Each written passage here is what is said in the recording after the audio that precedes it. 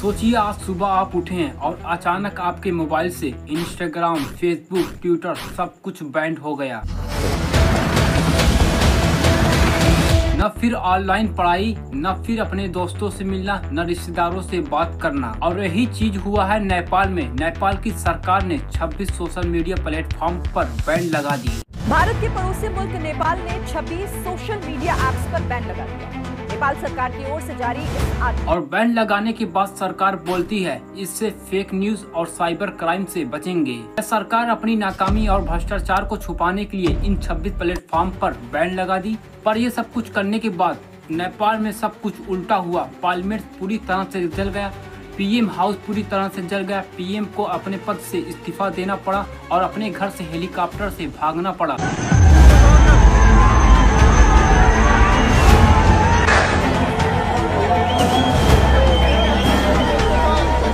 और मंत्रियों को पानी में दौड़ा दौड़ा कर मारा गया। और यहाँ तक भी नहीं रुकते हैं, पूर्व पीएम की पत्नी को जिंदा जला दिए। नेपाल से ये बड़ी खबर, नेपाल के पूर्व प्रधानमंत्री झलनाथ खनाल की पत्नी को जिंदा जला दिया गया। और अब नेपाल के युवा लोग एक नए प्रधानमंत्री का चेहरा चुन लिए।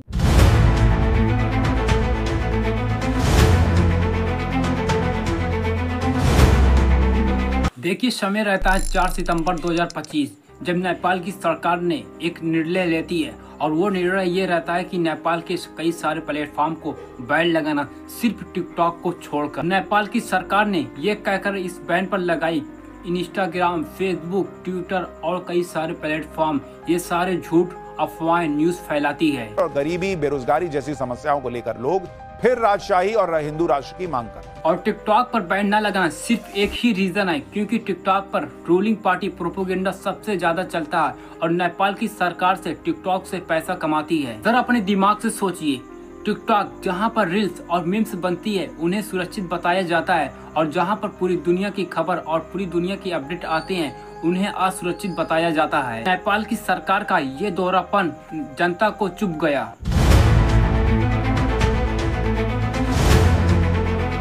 लोगों ने सिर्फ इंटरनेट इशू नहीं बनाया, बल्कि अपनी आवाज को दबाने की साजिश समझी। ये वही युवा है जो लोकतंत्र को भी देखा है और इंटरनेट पर पढ़ी बढ़ी भी है। उनकी पढ़ाई ऑनलाइन, काम फ्रीलांसिंग से और पॉलिटिक्स समझना यूट्यूब से और एंटरटेनमेंट करना टिकटॉक से। जब ये सब छीन गया तो गुस्सा फूट गया। पहले नेपाल की युवा लोग शांति पूर्वक से प्रोटेस्ट किए, फिर उसके बाद पुलिस लाठी और गोली से जवाब दी।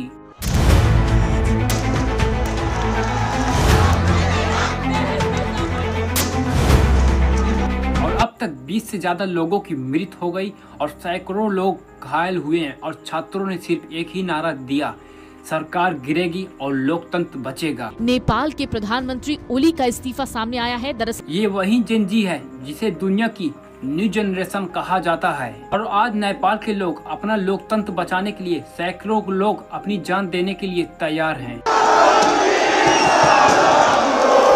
और जैसे जैसे आंदोलन और बड़ा हुआ, प्रधानमंत्री ओली केपी पर वैसे दबाव भी बढ़ा। आखिरकार वहां के पीएम केपी ओली ने अपने पद से इस्तीफा देकर हेलीकॉप्टर से अपने देश से भागना पड़ा।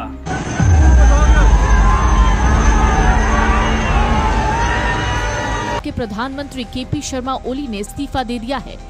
गृह मंत्री सहित कई मंत्री ने अपने कुर्सी की पेटी को छोड़ दिया। लेकिन अब सवाल बहुत बड़ा उठता है, क्या इस्तीफा देने से समस्या का हल निकल जाएगा? यह अपनी जिम्मेदारी से भागने का एक नया तरीका है। और देखते देखते प्रोटेस्ट इतना बड़ा हो गया कि काठमांडू की सड़क पे जो संसद भवन था उसमें आग लगा दी गई।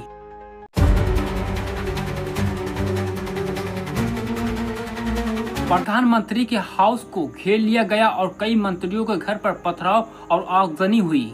बॉर्डर सील कर दिए गए और फ्लाइटों को बंद कर दिया गया। सोचिए, ये आंदोलन लोकतंत्र को बचाने के लिए देश की इकोनॉमी सिस्टम को ठग चुका है। अब सबसे बड़ा क्वेश्चन यहाँ पर उठता है, क्या सोशल मीडिया ऐप को बंद करने के बाद आंदोलन शुरू हुआ, या इतना सब कुछ बवाल होने के बाद सिर्फ उसकी वजह इंटरनेट है? इसका कहना बिल्कुल ही गलत है। अगर सिर्फ इंटरनेट और कई सारे ऐप बंद पर मामला होता तो जैसे ही इंटरनेट और बैन हट जाता वैसे ही आंदोलन खत्म हो जाता, पर आंदोलन खत्म नहीं होता है।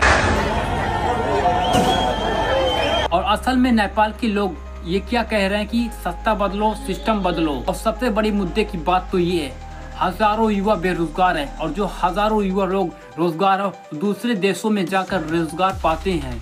खाना, पेट्रोल, रोजमर्रा चीजें महंगी, भ्रष्टाचार, नेता के महल, जनता के लिए कर्ज, लोकतंत्र पर हमला, मीडिया और सोशल मीडिया पर ताले लगाना। मतलब सोशल मीडिया बैन करना सिर्फ एक चिंगारी थी, असली मकसद बेरोजगारी, भ्रष्टाचार और महंगाई पे बात थी।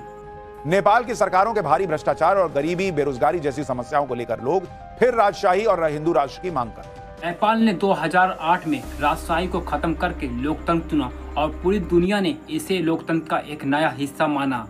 लेकिन अब वहीं की सरकार लोकतंत्र की जड़ें काट रही है। हमेशा एक ही काम करते हैं, जनता की आवाज बंद कर दो, मीडिया पर ताले लगाओ, इंटरनेट काट दो। लेकिन अब वक्त गुजर चुका है, अब वक्त 2025 का था और इसीलिए जनता खामोश नहीं थी।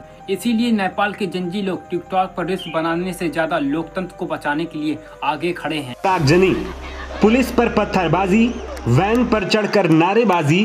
क्या यह आंदोलन एक नया लोकतंत्र लेकर आएगा या फिर नेता या और पुलिस लोग इसे मिलकर कुचल देंगे? नेपाल की हालत श्रीलंका जैसी हो सकती है, आर्थिक संकट प्लस राजनीति। लेकिन अब ये भी सच है, युवा पीछे हटने वाले नहीं हैं।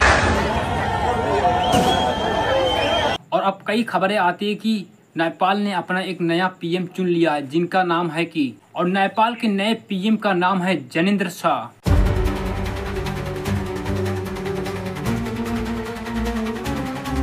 और अब आप लोग नए पीएम के बारे में क्या कहना चाहते हैं कमेंट सेक्शन में जरूर बताएं और इस वीडियो को जरूर शेयर करें ताकि लोगों को पता चले नेपाल ने एक नए पीएम की खोज कर ली।